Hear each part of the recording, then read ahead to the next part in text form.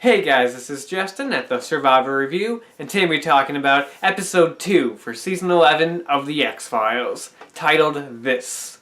Alright, now that's more like it. Now I don't think this episode is the greatest. In fact, I have multiple issues with it, and I think from a story perspective it's actually pretty weak. But it's definitely a step in the right direction after last week's disaster of an episode. It's definitely feeling more like the classic X-Files that we know and love, and I really like that. This episode is a good standalone episode that's not Monster of the Week as much as it's a conspiracy story with little ties to the overarching mythology, which is really interesting. It's not completely mythology, but it has little ties to it, but it's still standalone. And I thought that was really interesting. I really liked the first half of this episode. I think it starts off really interesting, but then it just kind of fizzles out near the end, and I kind of lost interest as it went on, because I like the setup. So I like the way it starts out, just with Mulder and Scully in their house just kind of falling asleep, and then they get like a video message basically from Langley of the lone gunman, who is of course dead. Then they get ambushed by all these like military guys who aren't really American military, they're Russian, and now they're on the run trying to find out why Langley is calling them, what does Langley want, is he even still alive, and what do those Russian soldiers want with them. Now, the mystery this episode set up was really interesting. I liked the first few scenes. I love the scene between Mulder, Scully, and Skinner, where, they still don't trust him. It's a holdover from last episode, where his trust is kind of up in the air and they don't know what to believe.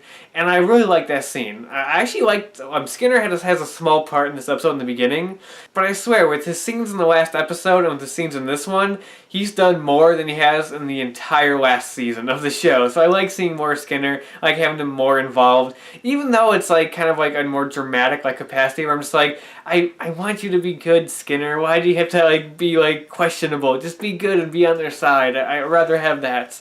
But there's a good scene between them two, which that leads Mulder and Scully to Arlington Cemetery, where the lone gunmen are buried. And I really like that scene. It's just like them figuring out clues and like Mulder pointing out that like the birthday on Langley's tombstone is not right, it's the wrong date. And then they find out that basically everything kind of turns into coordinates, and it leads to a grave that turns out to be Deep Throat's grave.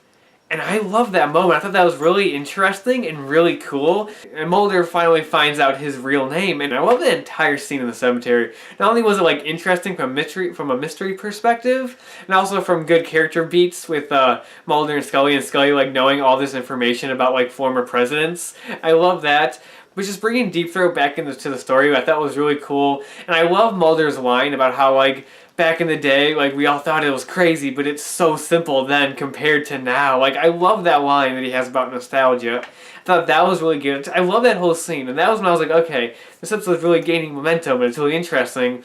But then you start to, like, find out more of what's actually going on, and then it just kind of started to lose me when I started figuring that stuff out, because you start to find out what's going on with Langley, and that basically before he died, he was part of this like experimental program where they took his conscience and basically put it into a computer so they can live on after death. And you get this really interesting scene where Langley kind of describes a place where it's basically like his own heaven, where the Ramones are there playing and they get along, and like he has hot dogs every day. But then he starts to go on about how like it's not real. Like he knows it's not real. He knows it's all an illusion. So he wants Mulder and Scully to destroy it. Now that whole thing was nowhere near where I was expecting this episode to go. That was interesting. I didn't expect it to go in that route at all.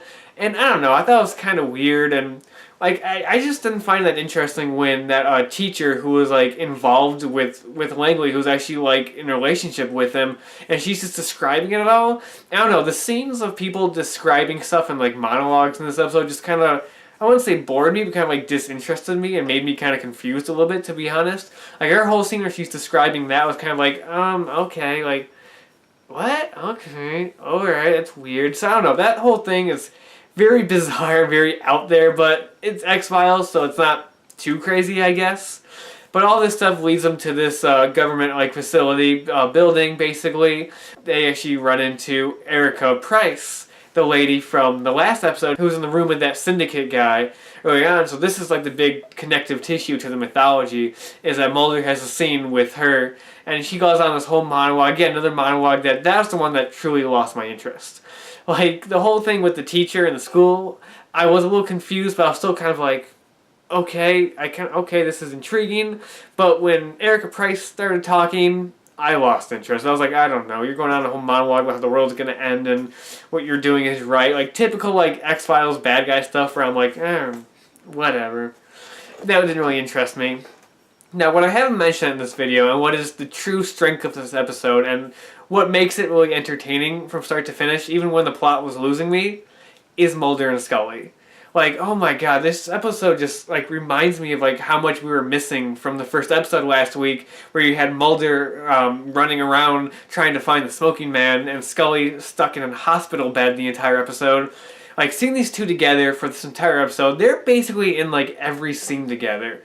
There's, like, no scene in this episode without Mulder and Scully, and their chemistry is just, it's perfect. There's great dialogue between them, great interactions, like, great moments with these characters. Like, the scene where they're on the laptop, like, researching information and they're eating the muffin. Like, that dialogue between them was great. Or the Hannibal Lecter line at the end. Like, I loved all of that stuff. Like, that's what makes this episode, like, entertaining all the way through. Though I will say this, I don't know, maybe it's just me, but they felt a little too much like action heroes in this episode. Like, there's a lot of fight scenes and like shootouts in this episode that, I don't know, I just kind of didn't feel like Mulder and Scully to me. I don't know if that's just me, but there's a shootout at the beginning at their house, which I was okay with. It wasn't that well edited. I thought there's a lot of quick cuts in it that were really just not good. It wasn't really well edited or well put together. But that scene I'm okay with. But then they just kept having more and more action scenes of them fighting, or like Mulder being able to beat up a bad guy with handcuffs on, where I just felt like they were a little too badass. I never really thought of Mulder and Scully as like badass action heroes, and in this one it kind of plays them off as that. And that to me kind of like didn't feel right, and I wasn't too big on those elements. So there's kind of that. There's also, I have issues with a lot of the political stuff in this episode. I just don't like when the show, like these newer seasons, keep referencing the modern political era. It just feels like they're trying too hard to be relevant. Like, I really didn't like the Smoking Man's fake news line in the last episode. I didn't like that. And this episode, there's more of that. Of course, you have the fact that the Russians are working for the FBI in this episode, and that they have connections inside of the government now. Of course, there's that. And then you get the Skinner's lines I just didn't like, where, you know, he's just like, oh, you know, Russia is an even bigger deal now. Like, there was barely a Russia in 1993. I'm like, what? Okay. And then, of course, when he says, like, you know, well, we haven't talked to, like, the White House about this, you know, because the FBI and the White House aren't on that good of terms right now. Like, you know, like, I know, I just don't like when they do that. It just feels like they're trying too hard. Now, I know, like, I wasn't around when the X-Files was originally on TV, so if they did make, like, current political, like, references on the show, it went over my head when I was watching them, but I never really felt like they did that in the original run of the show. Again, maybe they did, and I just never realized it, but, like, I didn't feel like they did that, so when they do it in the new season, it just feels like trying too hard. Though I did like the scene, though, when they were looking through the X-Files, and they find out that, like, they've been all digitized and everything, and they're reading through the files, and, like, Mulder's like, how can you do this? Like, this is ours. The X-Files is ours. And Skinner goes, like, no, the X-Files were meant for everybody.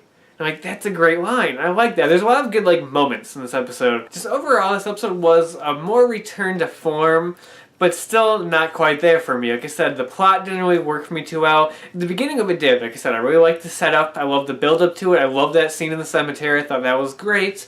But then once things get revealed, it kind of like becomes less cool.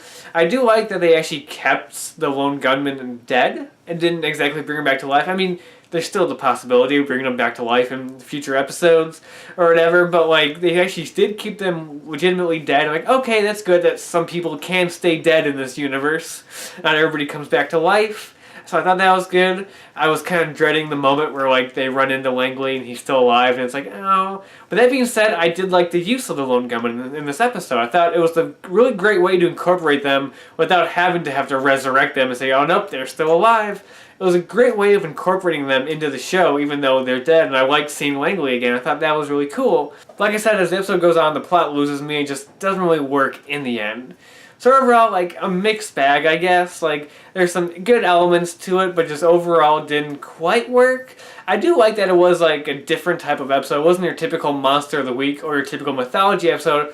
It was a conspiracy episode that, for the first half of it, before you find out what's actually going on with Langley, wasn't even, like, sci-fi at all. And the way it connected to the mythology in those, like, small ways, like Skinner still being untrustworthy and seeing, you know, the character at the end, I thought it was a good way of incorporating the mythology, but without having it actually like bogging down the story, and have it still being able to tell its own story. I thought that was cool, and like I said, Mulder and Scully, just perfect. I loved them. I loved every minute of them in this episode. They were a blast. I loved their chemistry. There's a lot of great dialogue, and they're what makes this episode truly watchable and truly good. Once it falls apart in the end, you still have those good Mulder and Scully moments to keep you going throughout it.